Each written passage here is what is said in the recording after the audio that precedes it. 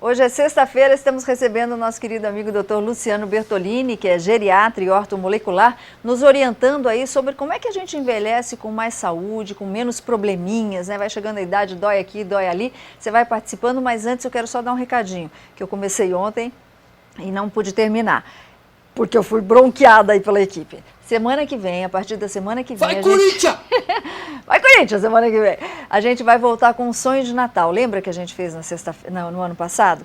Então é o seguinte, o sonho de Natal. Você manda uma carta aqui para o Falando Nisso, tá? E toda semana, até a última semana de dezembro, a gente vai realizar um sonho de Natal. Mas não vale pedir coisa assim, eu quero pôr prótese só. Não, pede para quem precisa mesmo, tá? Escreve uma carta para a gente que a gente vai tentar realizar o seu sonho. Bom, doutor Luciano, vamos voltar a falar sobre o envelhecimento, como é que combate o envelhecimento. O que a gente mais sofre? Onde a gente mais sofre com essa questão de envelhecimento? Tem dois tipos de envelhecimento. O patológico, que vem junto com alguma patologia crônica, degenerativa, são várias, a gente tem desde hipertensão, artrose, artrite, que a gente até vai falar um programa só sobre artrite, né?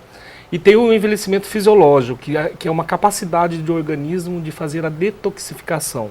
Então, esses se envelhecem melhor.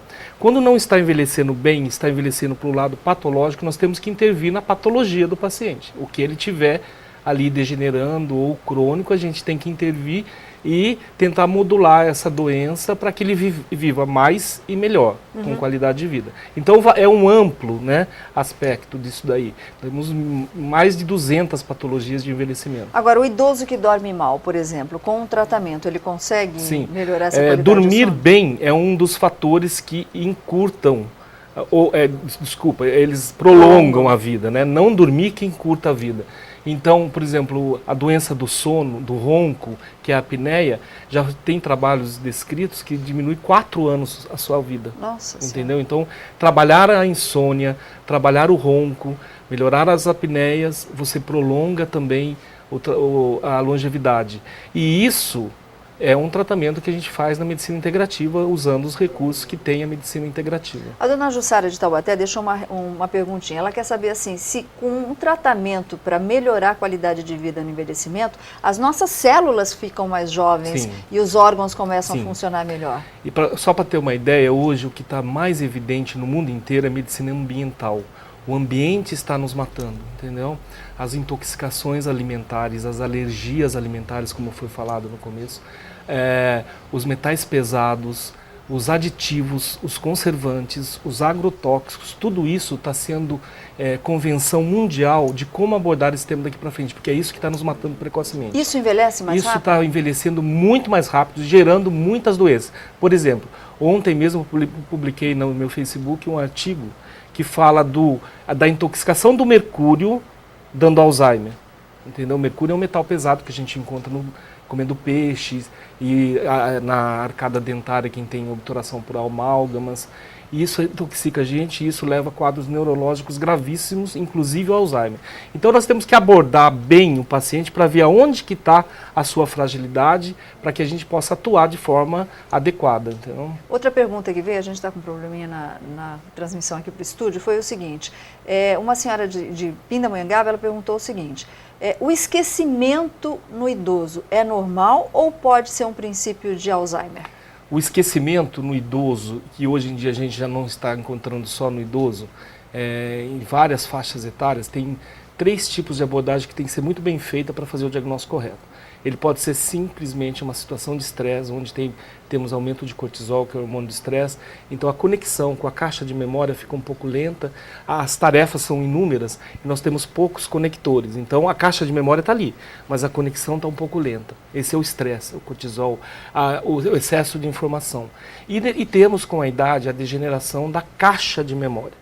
Entendeu? Entendi. Que é o Alzheimer, onde você está perdendo aquelas células que armazenam. E esse é uma demência senil grave, onde a gente tem que intervir quanto mais precoce. Mas tem que ser muito bem avaliada, porque nem tudo que esquece é Alzheimer, e nem tudo que também não esquece tanto pode não ser Alzheimer. Tem que ter feito uma boa avaliação, e hoje a gente tem recursos para fazer esse diagnóstico certinho e tratar de maneira correta. Então vale, viu, minha linda, a pena você procurar assim, uma orientação para sua mamãe. Parece que retomamos, vamos lá, boa tarde. Boa tarde. Oi, você quer dar seu nome? Vera Lúcia. Tudo bom, Vera? Você está falando de onde, linda? Dom Pedro. Pode fazer sua José dos pergunta. Campos. Pode falar, Vera. Então, eu queria perguntar para ele, porque é o seguinte, eu tenho 62 anos e eu não gosto de comer, eu tenho preguiça de comer, vamos falar assim. Eu sinto fome, mas eu sou incapaz de colocar um prato de comida e comer. Ultimamente, eu tô sentindo assim, às vezes eu fico tonta, às vezes eu sinto que eu tô fraca, mas não tenho vontade de comer. Deixa eu te fazer uma perguntinha, minha linda. Sempre foi assim ou você passou... Sobre idosos? Não. Você sempre foi assim ou você passou por alguma situação que de repente fez com que você perdesse, não o apetite, mas a vontade de comer?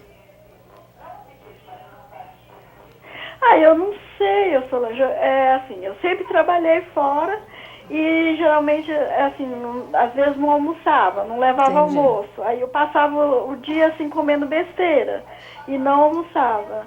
E aí eu continuo assim, eu não consigo comer igual as outras pessoas. Pois é, a saúde dela... A saúde dela tem que ser bem avaliada. Ali, ela pode estar num processo de adaptação do cérebro, que ela só comeu besterol e de repente ela olha para o prato de comida, Então, o cérebro não olha aquilo com bom grado, porque ele se adaptou ao errado, né? Que a gente se adapta tanto ao certo ao errado. Pode ser um quadro de princípio de depressão, né? A primeira coisa que acontece na depressão é perda de apetite, perda do impulso, perda de energia. Não é só aquela pessoa que está chorando à toa, entendeu? Existe esse quadro também de falta de apetite interessante no início de uma depressão, no meio e no fim. Pode ser. E também pode ser um quadro metabólico, hormonal, um hipotiroidismo pode levar a esse quadro. Então tem que ser bem avaliado, pesquisado e tratado da forma adequada, direcional, entendeu? Ok, lindona, não fica só assim não, vai procurar uma ajuda, tá bom? Pensa se você está triste ou não e começa a mudar isso. Faz exercícios, anda, caminha, que a endorfina ajuda a melhorar esse quadro também. Olha que dica bem legal. Bom, a gente dá dica também toda sexta-feira para os nossos queridos amigos bichos e o nosso querido Dr. Marcos Massal, veterinário do Polipet, vai falar sobre as penosinhas hoje, Pedro Mariano, sobre as aves. Vamos ver, meu amigo bicho.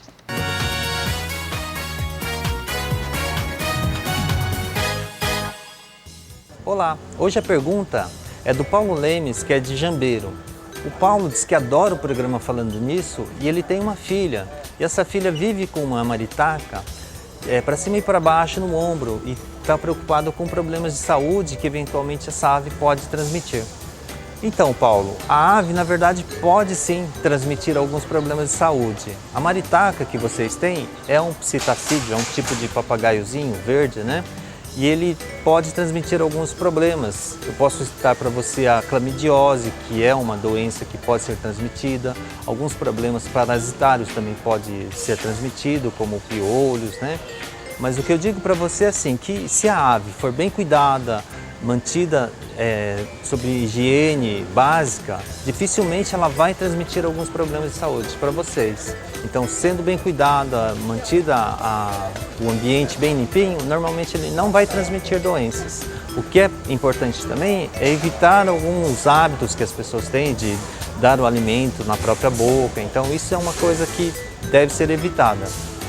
Mantendo esses cuidados básicos, normalmente não tem risco nenhum para sua filha. Essa foi a pergunta de hoje. Até a próxima.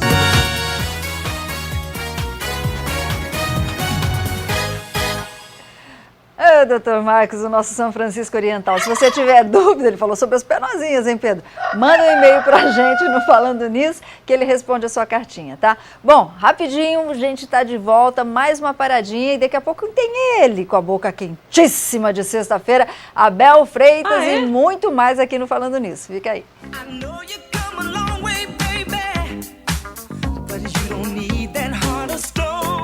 Um beijo, então um abraço para minha família, que está em São Sebastião, meu pai e minha mãe, minha irmã aqui de São José, Cristiane, e toda a galera aí. Abraço.